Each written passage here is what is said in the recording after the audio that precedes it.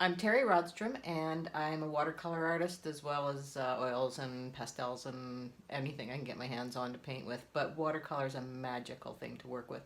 So I am going to demo a quick and easy hummingbird um, that's got a lot of energy in it. There's not a lot to it. It's not a complicated painting. Simple is really one of the best ways to do this particular style. It works with the vegetables that I've got here.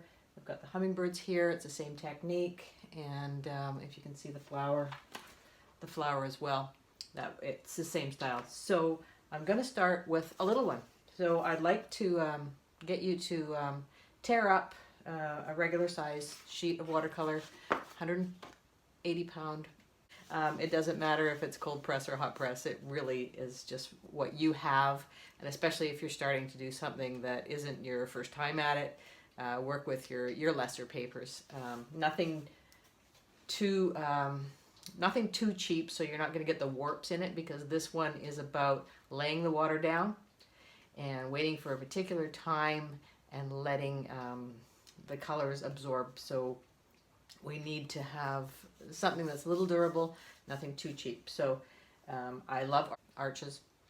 I'm gonna go, this is the one that we're going to do. So there's a close-up of it. I've taken a photo of the original painting, and this is what I share when I do teach regular class. We're gonna start with a bit of background first. So any colors you want to use, it doesn't matter to me.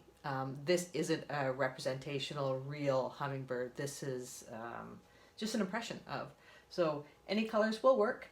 And I've got my dagger, which I really like to use, and I've got my water. I love using one of my wine glasses because I feel so special when I'm doing that. And I'm going to do some background first. So we just want to ground it by putting a little bit of color in the background. So I'm going to lay down some water across most of it. It doesn't matter if we leave little white spots. The white isn't in the palette, the white is the paper. So if we leave a few bits, then that's great. Then I'm going to take a little bit of blue and I'm going to splash it in one of the corners. Up top, because that's representing sky for me, just an impression of. I'm going to use something warm, like a nice bright yellow on this side. And I'm going to let those two soak in. And we'll try and keep it as flat as possible. And then I'm going to ground it with a little bit of green. So I've got a couple of greens together. I love mixing my colors to a muddy point. To me, that has a little bit more earthiness to it. So I've done that, and I just lay down a little bit of that green down there. And this one's going to sit and dry. We can start seeing a little bit of the magic of the colors blending in right now. And sometimes you want to control a little bit of that. It might be a little bit too much water there, so I dabbed a little bit of that off. I hope you can see that. We'll get a little closer and we'll back away. And I'm going to show you, if I can, through the screen, the sheen that we want on our paper. Hopefully we can see this, and this is a test for me to see if we can too. There's a nice bit of sheen still left in the upper corner and a little bit down here in the green. And that's where we can still take some paint, drop in anything we want, and still add some texture or some representation to the painting. The blue up here, I could go a little bit darker on that, just dropping in a little bit more up at the top. I can't do anything about the yellow. If you can see that, it's flat. There's no sheen on it. You can't touch that until the whole thing is now dry. We want a uniform dryness before we move into anything else that's already got that matte color to it. But if it still has the sheen, you can still drop in some colors and play with it and pull it around and manipulate it. That's the beauty of watercolor. Love it. So again, we're gonna wait for paint to dry. Here we go. It's still drying. What I've done is a secondary one. This one's a little bit lighter. Hopefully you can see there's just a little bit of yellow, pale yellow in the sky. Just to warm up this paper, I've left most of the whites in here, and then we've got a touch of the earthy greens down at the bottom. So when I'm doing the hummingbird, I'm visualizing how I've seen a hummingbird 1,000 times before. And then what I'm going to do is lay down that vision on the paper in water, just water. So I can take a visual of this guy over here, or I have a visual of this one right here, plus I have what's in my head. So I use any kind of reference that I can, put it together in the head and see what comes out onto the paper. So I've got some water, and I'm going to start.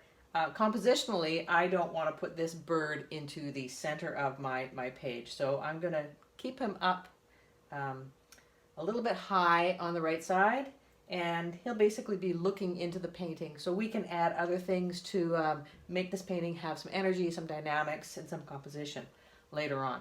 So here we go. I've got a little bit of a head going on. And then what I do is I'll pick up my paper and I can see the sheen. I'm using the light, the outside light, whatever light source I have. And I've got the head there.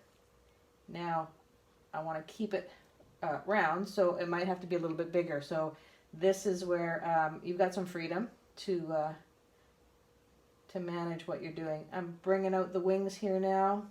There's a little bit of a neck first. I can see that. I can visualize that. And then the rest of the body, there's not much to that hummingbird while it's in flight, especially when we're not doing realistic painting. So we just bring it down. And there's a little bit of a curve back at the tail. Bringing that out. And then we bring in some wings. Feather those out. I can still see the whole sheen of everything is right there.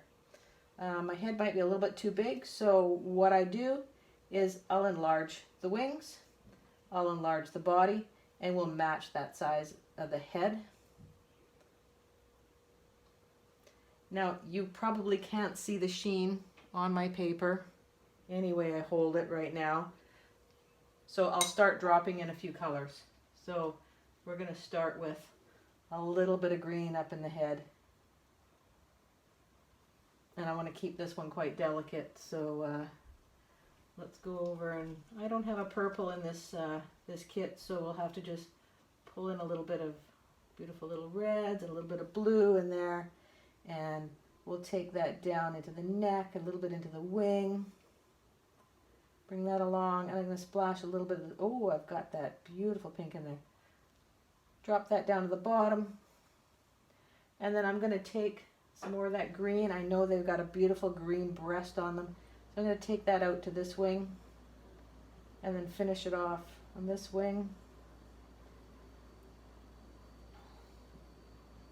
And just pull up that anomaly there. That's not the greatest. I'm shaping still. And then I also want a little bit of green up near where the eyeballs are going to be. There's go up into here. I can see the shape. I still have a sheen on my paper. I still have lots of time to play in this bird, so I can fiddle around everywhere. I'm going to put a little bit of yellow in here. I'm trying to warm this guy up a little bit, brighten it up a little bit. There, I'm liking that. And then I'm going to a little bit of shadow, so a little bit darker, just down under here where I know he's flying in this direction, so the shadow's going to be down here. A little bit of blop, blop, blop, blop, pink, pink, pink, pink. A few colors here, and there's a lot of water on here now. Again, hopefully you can see that little bird. I also have a drop down here, so I'm going to use a paper towel and pick up gently. If I feel I've got too much water in my bird, I can pick up, suck it up, buttercup, just like that. And then I have so much more time still. This bird, I could sit and chat for an hour. No, not really an hour, but I could chat for a little bit and then carry on. I do want to get the throat a little darker, like it is in this one. So I'm going to get my colors, add a bit more of that blue that I had in there, darken this puppy up a little bit.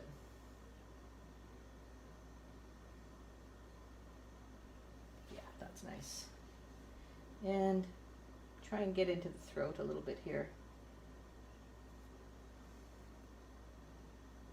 I can take that out here. I love that. Gives it a nice grounding shadow, this side of the bird. And on the other side of the bird, I'm just going to keep playing with this until it looks right. And that's basically it. You're just going to keep playing with it until it looks like the bird you envision.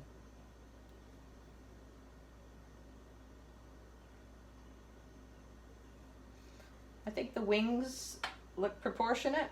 We're going down too far, so I'm going to suck a bit of that up.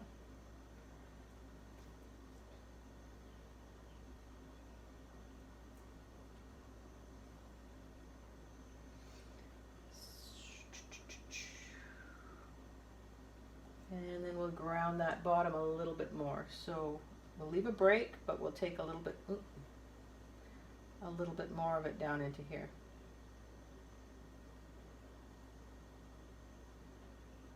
Gosh, I hope you can see what I'm doing. Okay, that bird's gonna sit and dry. I'm gonna leave it right now. I can go back to this little one and do the same thing. Originally when I first did this with students, I had one piece of paper and I asked them to do 6 of the hummingbirds on it. So they just got progressively better and better and more comfortable with the shape of their hummingbird, what they could see in their head. This is an exercise in looking and seeing here and visualizing and laying it down. So it's a lot of fun and it's a little bit different for everybody.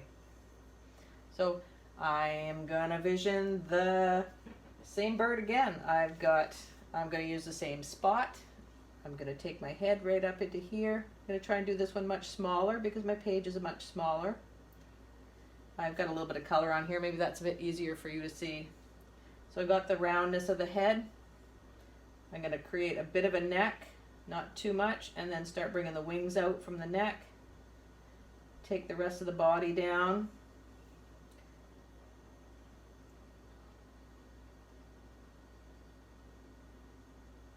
A little bit of a tail at the bottom there, and then put some flight feathers on those wings. Okay, I just went too far with one of the wings. I don't want to make the bird any bigger, so I'm going to use my paper towel and suck up some of that top up here. That will dry a little quicker. I will not touch that up until I know that part's dry, but I've got a lot of water down here that I can play with. So again, it's all about keeping it wet, looking for that liquidy sheen on the paper, and being able to play with it when it's like that. Bring some down here, a little bit of the green. We go up on the top of the head with that. This green's got a little bit of phthalo in it. Usually I have that in my palette, but I mix it with some more earthy greens like a sap green, or I mean, sometimes I'll use just the yellows and blues, but when I'm trying to do something simple, I don't need to do that. Don't need to stick with the primary colors. You can use anything you can get in a tube. And then let's go back in and get some of that, a nice pink, raspberry-ish. Not too hot. Play with it wherever this girl's. Oh, this is a red-throated one. Dagger's got so much to it. You can hold huge amounts of water and pigment in it, and you can lay down 1-inch lines. You can go to the point and do very finite lines. So it's a really versatile tool.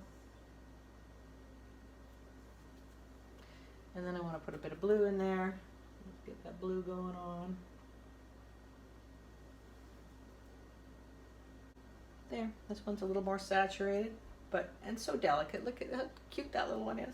So we'll leave that. Oops, I'm gonna keep that flat. This page is a little curly. I mean, normally you would tape your pages down.